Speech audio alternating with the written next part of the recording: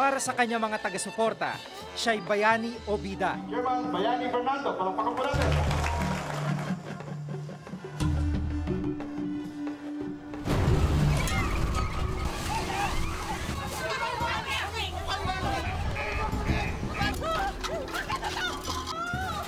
Pero sa kanya mga kritiko, siya na may berdugo o kontrabida.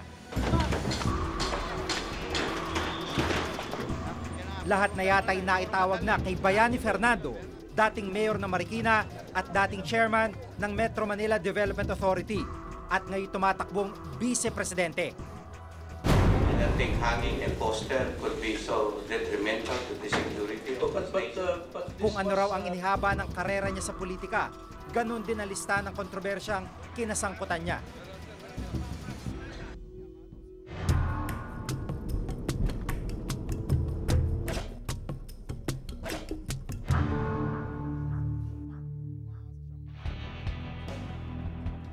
Ito yung bahay mismo ni Chairman Bayani Fernando.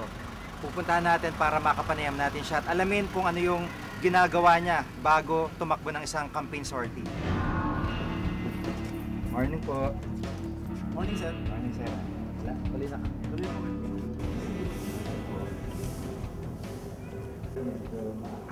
Sa isang pambihirang pagkakataon, pinaunlakan kami ni BF na makapasok sa kanyang mansyon. Ang hall kung saan sila nagdaraos sa mga party at selebrasyon, sinlaki na ng pangkaraniwang bahay. May sarili rin itong helipad. Ayon sa Statement of Assets, Liabilities, and Net Worth ni BF, nasa 21 million pesos ang kasalukuyang market value ng tahanang ito. Okay lang.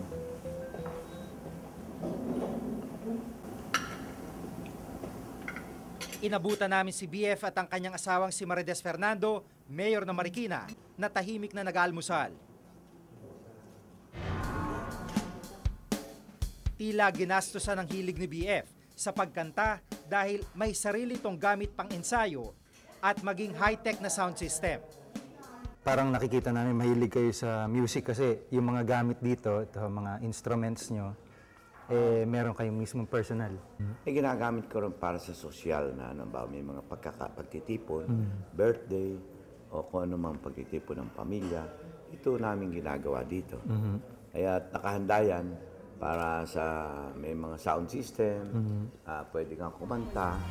So Chairman, ito ho, yung concept nito is talagang hotel lobby yung Oo, environment. gusto ko yung maluwag, mataas ang ceiling. Hindi yung para ako bang sikip na sinuklubang kanong ceiling na gano'n.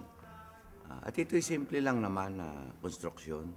Siya raw mismo nagdisenyo ng bahaging ito ng kanilang bahay nang ito'y iparenovate.